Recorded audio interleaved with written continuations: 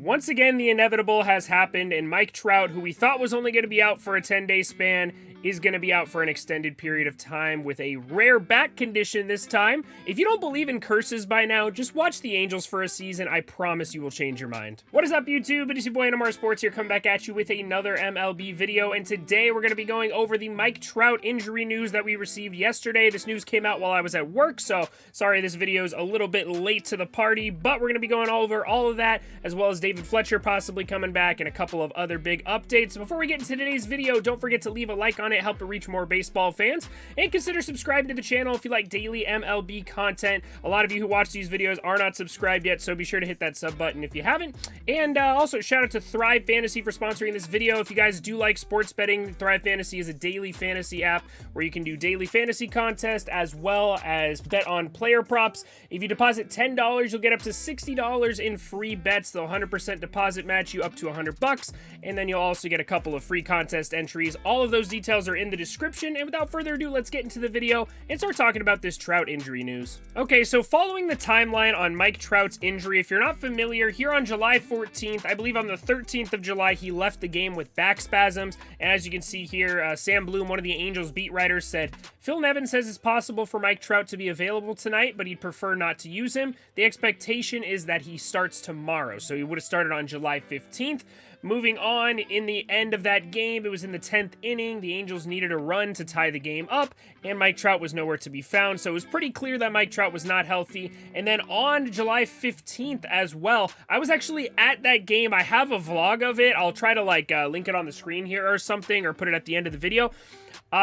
Literally 7 minutes before game time, they pulled Mike Trout out of the lineup. So he was scheduled to start that day, and then I guess he was taking a couple swings in the batting cage, and he said, you know what, I'm not feeling it, I can't play tonight. So fast forward to yesterday, Sam Blum says, Angels trainer Mike Frosted said Trout's doing better post-cortisone. So after he decided not to play in the All-Star game and they put him on the 10-day injured list, he got a cortisone injection, which I will be honest, I'm not a medical professional, I don't know exactly how it works, but I think Masahiro Tanaka had this instead of Tommy John surgery. It's supposed to help relax the muscles or something like that. It's supposed to help you heal faster, something along those lines.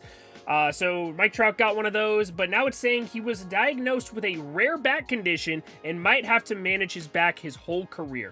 So not only is Trout going to be out for longer than 10 days, which we thought it was just going to be a short IL stint. Back spasms are usually not that big of a deal. Now he has some rare condition that we didn't know about, and he might have to deal with this his whole career. Now Trout did come out after the game and say that he was a lot more optimistic than the original report sounded. Obviously, these beat writers, they want to get clicks on their website. They want to get you to pay money to read their articles. So it was kind of a clickbaity article from Sam Bloom here, but you can see Mike Trout spoke post-game. His message was more optimistic than what we said earlier. He said he'll play again this season and he's feeling better. He said this whole thing was overblown. I got back and my phone was blowing up. It said my career's over, and that's news to me. So Mike Trout thinks he's going to be back this season. He doesn't think it's that big of a deal, but I don't know, when somebody has an injury like this that can affect them the rest of their career, I can't think of any big examples off the top of my head, but I know it's happened in the past where a player gets injured and then, they're not really the same after that. So hopefully that's not the case with Mike Trout. I guess Albert Pujols would be a good example for my Angels. He had a foot injury and then his career slowly started to regress from there. So I know Trout's just entering his 30s. He's still in his prime right now. So hopefully he can heal fast and get back to us this season. Same thing happened last year with his calf strain where he was eligible to come back, but he ended up not coming back because the Angels weren't competitive, and then obviously we're not very competitive this season either. So it'll be kind of interesting. Let me know down in the comments if you think Mike Trout's going to play again this season. I tend to think he will, but maybe in September. I wouldn't be surprised if he misses the entire month of August, I'll be completely honest. The Angels are very well known for sounding optimistic and then things getting a lot worse. Anthony Rendon was supposed to be out for 5 days. All of a sudden he's out for the year. Same thing happened to him last year. Trout was only supposed to miss 4 weeks and then missed the entire season last year. Now Mike Trout has had a really rough injury history the last couple of seasons. Since 2018, you can see right here, he played 140 games in 2018, which is not so bad. 134 in 2019. Since then, 2020 obviously was a shortened season, so 53 games. He only missed 7 games. It's not a huge deal. But last Last season, 36 games, and so far this year, 79 games. So he has consistently gone downhill. The last full healthy season he had was in 2016.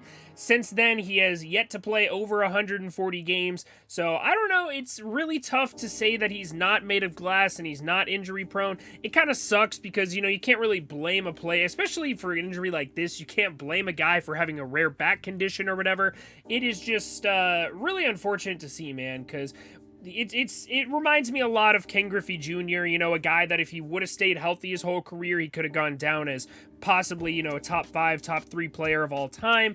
And I think Trout's career was on a trajectory to be that way, and I do still think he's the best player of our generation, but this starts to concern me. Look at this. You can see 159 games, 159 games, 114, not a big deal, 140 is pretty good, 134 is pretty good, but then, man, the last 2 seasons, he has gone way downhill, has missed a ton of games, and had a lot of freak injuries, so I'm definitely starting to get worried. Let me know down in the comments if you're worried about Trout the rest of his career. Will he ever play over, you know, 130 games in a season again? Because at this point, I don't really see that happening, and it's only going to get worse with age. We saw guys like Albert Pujols. He didn't really get injured a lot, but he did regress very significantly due to injuries, so I really don't know what to think at this point. It really sucks to see. I obviously love Mike Trout. I'm an Angels fan. We all love Mike Trout, but this is really tough to watch, especially because he has the biggest contract in the MLB. So the Angels are really bad with these medical reports, so let me know what you guys think. How long is Trout going to be out in the comments? And then we do have one more piece of news, and that is about David Fletcher. Fletch God, as some of us know him. Angels head trainer Mike Frostad said this morning that David Fletcher was good to be activated tomorrow. If you aren't familiar, he's been in AAA playing a rehab assignment with Salt Lake City Bees. Nevin did say yesterday that Fletcher would play back-to-back yesterday and today in AAA before activation, so not sure if there's a change in plans. So we will have to see if he's going to be joining the team tonight in Ohtani's start versus the Texas Rangers. The lineups aren't out as I'm recording this video, so hopefully Fletch is back. He's not, you know, a franchise-changing player, but it will be nice to have Fletcher back in this lineup with how bad it's been performing. It couldn't possibly get any worse, right? Right? I guarantee Fletcher can't be worse than what we've been seeing so far. Other than that, a couple of other Angels news things. You can see this article about Reed Detmers. Reed Detmers knew something was off all year, even in his no-hitter. Mechanics, pitch sequence, he wasn't sure. One day after getting sent down to AAA, a film session with Buddy Carlisle, the Salt Lake Bees pitching coach, the pitching coach of the AAA affiliate of the Angels, not the Major League pitching coach, not an assistant Major League coach, not the trainer of the Major Leagues. Nobody on the Major League coaching staff could figure out what was wrong with him. Our AAA pitching coach took one film session, fixed his slider, and all of a sudden he's good. He's gone like 17 and a third innings since coming back up from AAA, and I think he's maybe allowed one run. He's been dominant. He's been getting strikeouts. He's been doing everything well. All it took was getting sent down and talking to our minor league pitching coach. If this is not a case to fire Matt Wise, I don't know what is. Matt Wise should not have a job in the Angels organization right now. It just doesn't make any sense to me. He is clearly not good at his job. I'm an outsider. I couldn't do his job better than him, but I can see that he is not doing his job well. I don't know why Perry Manassian keeps him around. I don't know if he has like naked photos of Perry Manassian, he's blackmailing him or something, but you've got to fire Matt Wise. I don't like calling for people's jobs most of the time. You know, like when I see a player performing badly, I couldn't get up there and hit that fastball, so I don't care. But Matt Wise is clearly not doing his job well, and we have better people in the organization that aren't up on the Major League Club right now, so it doesn't make any sense. Matt Wise needs to go. That's going to be my little rant for this video. And I do want to give a little bit of optimism with the Angels right now since we did win a series. Let's look at the box scores. Okay, so I'm aware I'm blocking the Royals, but we all know that they were playing the Royals these last 2 games. So 2 straight games, the Angels win 6-0 with Jose Suarez on the mound, who didn't pitch a complete game shutout, but the Angels and their bullpen held on to a shutout. You can see Quijada was dominant out of the bullpen. Suarez had a great start, 5 1/3 innings pitched with no runs.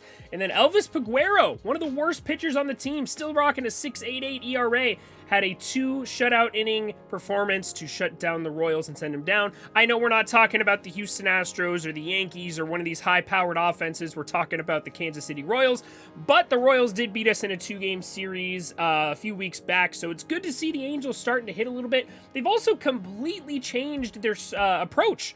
You can see they only struck out 2 times in this first game, and in the second game, they struck out 8 times, but that's a really big improvement. This Angels team has been striking out double digits pretty much every game for the last month or two, so it's starting to see, like, I know I've been a very anti-Jeremy Reed person as well. We just talked about why we should fire Matt Wise, but it looks like the Angels are making some offensive adjustments, which is really nice to see. You can see they're trying to focus more on making contact with the baseball, and it's translating really well. 9 hits in the game yesterday afternoon, and then 9 hits in the game before. All you gotta do is put the ball in play, and good things are going to happen. Shohei Ohtani also hit his 21st of the year, so that's some big news. I'll have a video talking all about him coming out later today. Unfortunately, I won't be live tonight for his pitching performance, but overall, I'm starting to see some improvement with this Angels club. Are they a good team? No. Are they going to make the playoffs? No.